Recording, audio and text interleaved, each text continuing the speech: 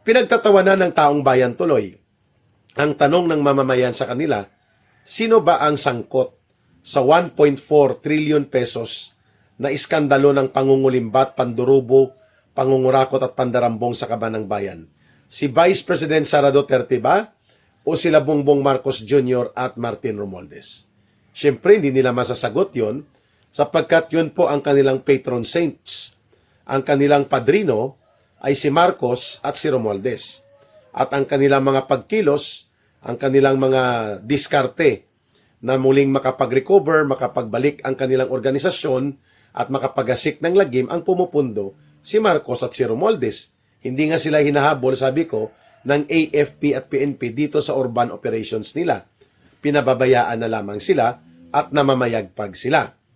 So, baliktad sa katotohanan, baluktot sa tamang rason, itong ambisyon nila Teddy Casino ng bagong alyansang makabayan at ng grupo nila na mga urban operatives ng Communist Party of the Philippines, New People's Army at NDF, no, upang mag-focus ng kanilang operation kay Vice President Sara Duterte. Well, wala namang naniniwala ng mayoriya ng mamamayan sa kanila. In fact, isinusuka at itinatakwil na sila. Kasi kung niyayakap sila at sinusuportahan ng taong bayan o ng mamamayang Pilipino, edi matagal na sanang nagtagumpay ang kanilang peke na revolusyon, ang kanilang pagkukunwaring Marxist, Leninist, Maoist, ek-ek.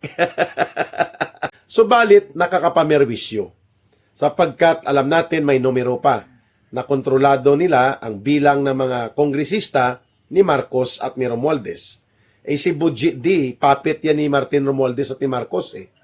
So they need only, I think, around 158 or 160 na mga kongresista, pwede na po nila makukuha ang bilang na ito. But of course, hindi na mangyayari kaagad-agad yung pagbibigay ng 150 or 200 million pesos na kagaya ng binunyag ni Ginoong o ni Congressman Toby Chanco na sinuhulan nila Marcos at nila Romualdez ang mga kongresista noon na nagkakahalaga sa umabot 90 billion pesos. No?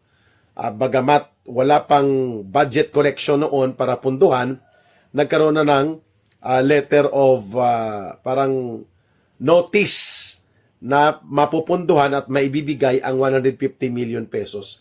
Binraso yan ni Romualdez sa DBM at pinayagan ni Marcos.